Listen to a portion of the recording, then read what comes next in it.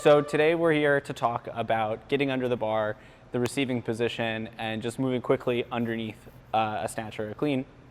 So the first thing we want to talk about when we're talking about the getting under the bar is what the receiving position should look like.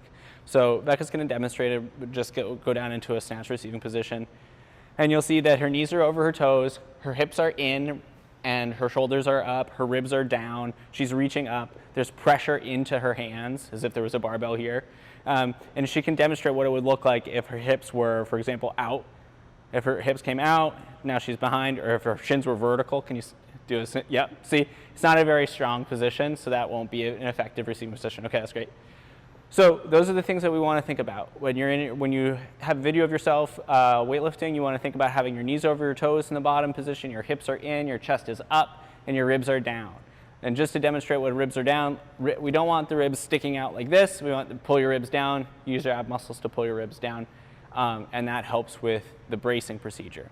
A couple of drills to just keep in mind, to just use when you're trying to establish a strong, healthy bottom or receiving position.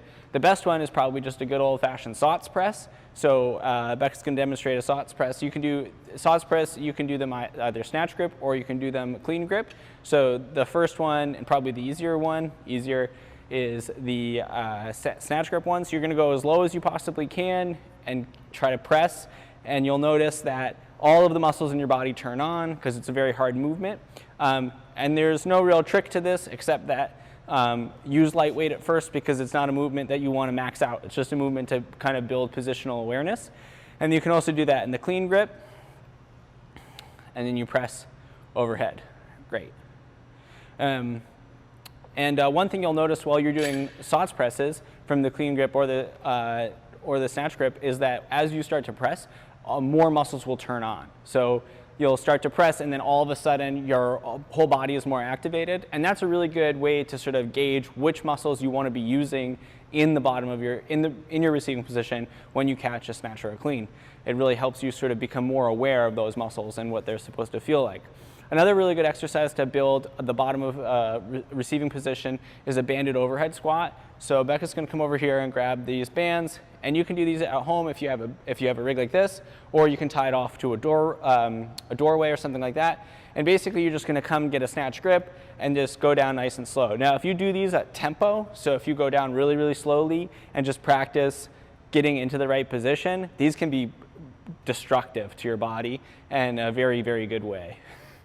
That's great. And then the other way to do them is you can pull the band right off the rig, and then you can do a band pull apart with the band. Go snatch grip first. This is just activating your back muscles, your upper back, and you're just going to pull the band apart and do an overhead squat. If you really want to get super funky, you can go down and then do some SOTS presses with the band. Again, just a really good warm-up exercise and a good way to build some muscular awareness. Yeah, so those are the first few.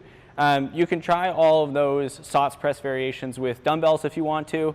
If that's what you have, it could be kind of fun and interesting, but those are the main ones. So now we'll move on to just getting under the bar. The first few exercises we're going to start with are without a barbell. So Becca's just going to demonstrate going up into her extended position, using her quadriceps to extend, and then just dropping straight down into her receiving position. Yeah, and it doesn't matter if you have a barbell in your hands or not. You can just keep your hands by your side or keep them at your chest. They don't need to go over your head if you don't want to. But basically, you can just practice this. So go up again and then drop. Yep.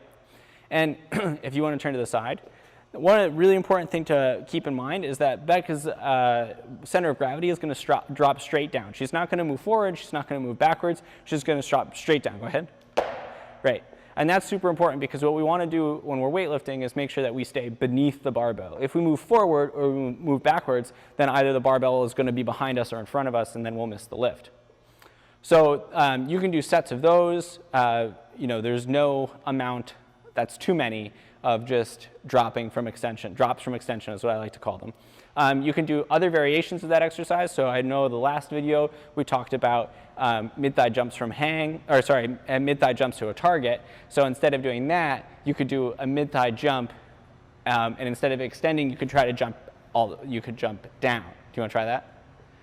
So if you just, basically you're going to try a snatch without a barbell and catch in the receiving position. Yep, the whole thing. And still jump? Jump and pull yourself down. Yeah, exactly. So it's just a snatch. It's effectively just a snatch without a barbell, and it's a really important thing to be able to do because you want to be able to pull yourself into those positions. You don't want to have to need a barbell in your hands. That was a terrible sentence. You don't want to have a barbell when you're snatching or clean and jerking. You want to be able to do these movements and move through them just on your own. Okay, so now we'll move on to the exercises with a barbell, or you can use a PVC pipe if that's what you have available. So we're going to start with a drop snatch. In many ways, a drop snatch is actually not a beginner's exercise because it's a very technical exercise and it takes a lot of thinking. So what you want to do in a drop snatch is you want to have, your goal is to keep the barbell at this level. If the barbell goes up or drops, then it's not as an effective or as an efficient exercise as possible. Now, everybody's body proportions are going to be different. So in some cases, that might not be possible based on how long your arms are or where your bottom position, where your receiving position is. So it's not a hard and fast rule, but that's what we're trying to achieve. We want the barbell to stay stationary and we want to move beneath it. So basically all Becca's going to do is she's going to try to just drop straight down and catch in a snatch. Exactly. And so for her, the barbell drops. It has to go lower than where it starts, but it doesn't go up. So I can leave my hand here and she won't really touch my hand with the barbell. Go ahead. Right, so it just goes straight down. So that's the first exercise. You can try that. Again, it's basically the same as a drop without a barbell, but with the barbell or with the PVC, you get a little bit more feedback. So then we're going to add we're going to try a snatch balance. Now, a snatch balance is a very similar exercise to a drop snatch, except that you can add a little bit of leg drive. So you're going to try to drive the barbell up and give yourself a little bit of space and then jump down. So it's a little bit more specific to a snatch. You want to try that? Yeah. So you just give the barbell a little bit more momentum before you drop underneath it, and so you can create a little bit more space. And the third exercise, nice. The third exercise is a tall snatch. So a tall snatch, you take the barbell from the front, and these are really hard because you have to commit so much to the exercise. So again, I'll just address the goals. The goals of this exercise are to teach you how to move quickly under the barbell. Now, I would say an ideal tall snatch would be that the barbell doesn't come up. Right? That we don't actually really pull on the barbell. Now, of course, that's impossible. So what we're going to see is a little bit of bar height. The bar is going to move up a little bit as Becca comes down underneath it very quickly. Now, this exercise, done correctly, is a really great teaching tool for how to learn how to get under the bar quickly. Because if you do these wrong, or if you do them sloppily, oftentimes it's very obvious. So we're going to give that a shot. So go ahead.